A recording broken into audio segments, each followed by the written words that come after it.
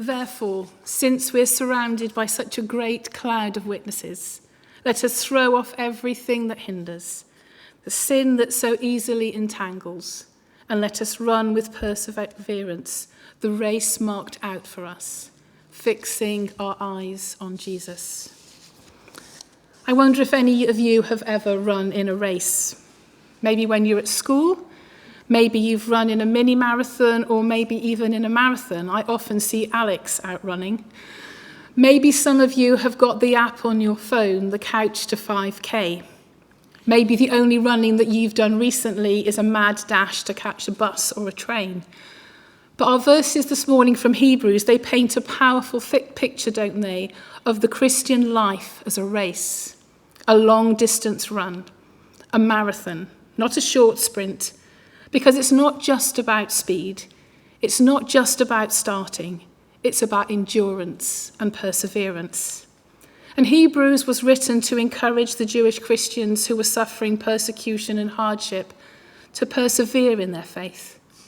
They were reminded that they weren't alone, that they were surrounded by a great cloud of witnesses.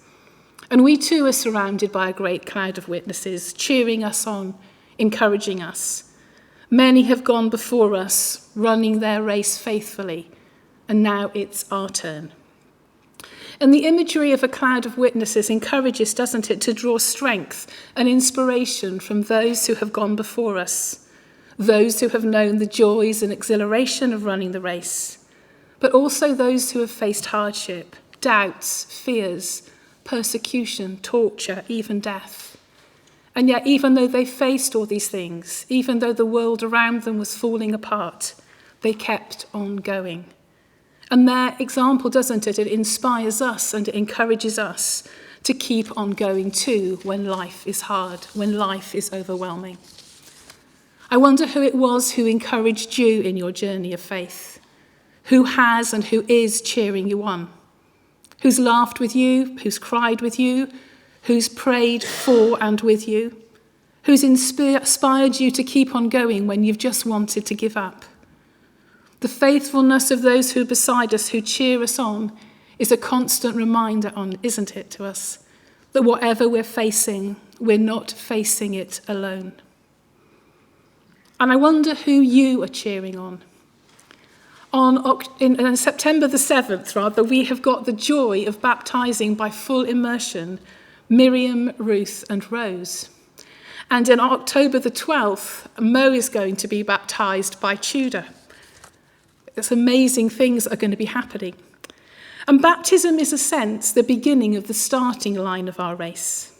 In our baptism, we're given the amazing promises of the prize that Christ has won for us.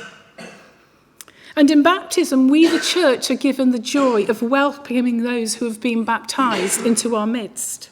We've got the honour of promising to uphold them, to journey with them, to walk with them, to encourage them, to pray with them, to be there for them, to pray for them. And please pray for Miriam, for Ruth, for Rose and for Mo.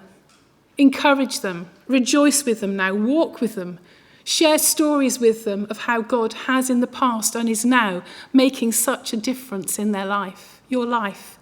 And I would pray too that you would spend the time listening to their stories of what God has done and what God is continuing to do in their lives.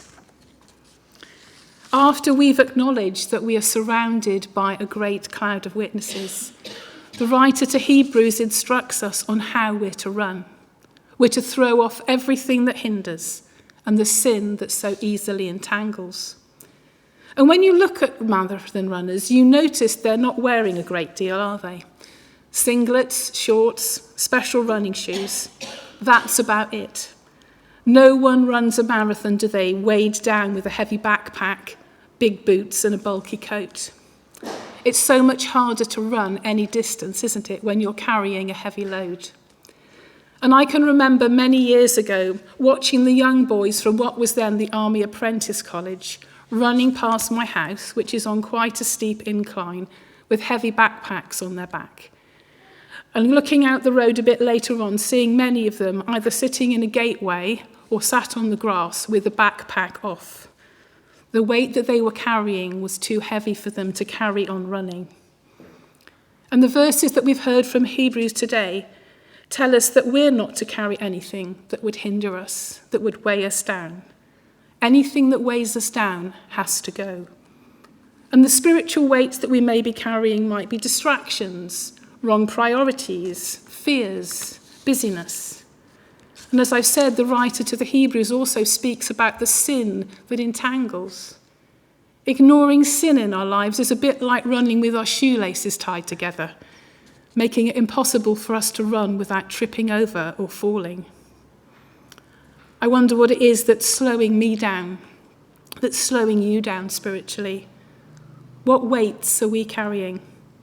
What sinful attitudes and behaviours could possibly trip us up? What is it that's preventing us from running freely? We're to throw it off. We're to throw off everything that hinders and the sin that so easily entangles, so that we can run the race set before us with perseverance. Because each and every one of us, each and every person born, is entitled to run in that race. Nobody is disqualified. And when we talk about running, it's easy to come to mind, isn't it, the fact that our culture, our world, is so obsessed with winning, with being first, to being faster than anyone else, about being the best. But the race that we have been called to run by God isn't like that. Our focus is getting over the finish line. Because this isn't a race of speed, it's a race of endurance, of staying faithful for the long haul. And the race that we've each and every one of us been asked to run has been marked out specifically for us. We're not to run anyone else's race, we're to run our own. We're not to compare our race or the track we're in with anyone else. We're to fix our eyes on Jesus.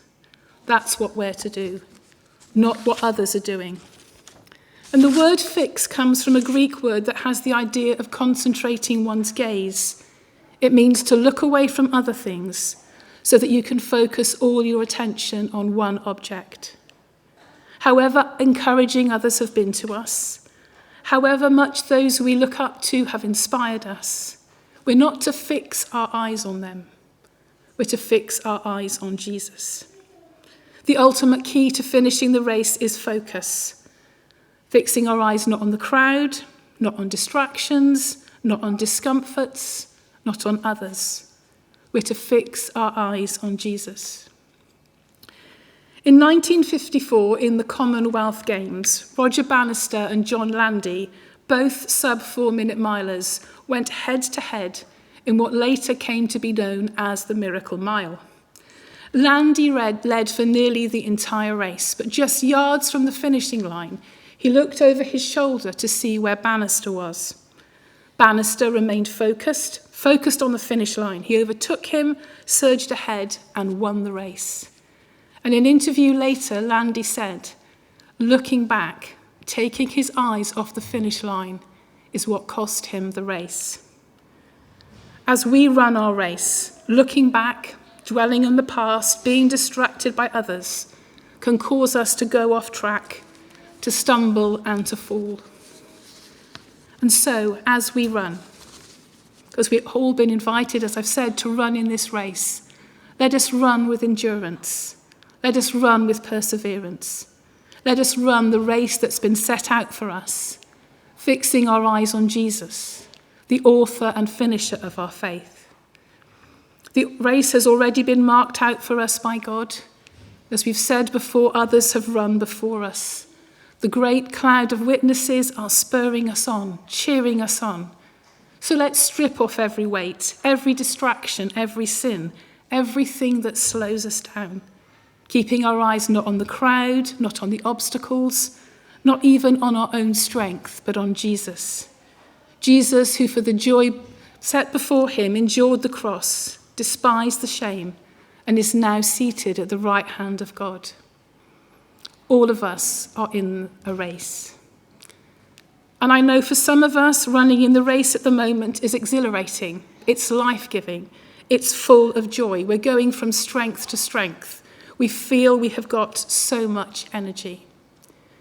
But I know that there are others, some of us for whom life is really hard. Some of us for whom life is challenging. Some of us for whom life is full of uncertainty. Some of us feel tired, overwhelmed. Some of us feel actually we can't go on anymore.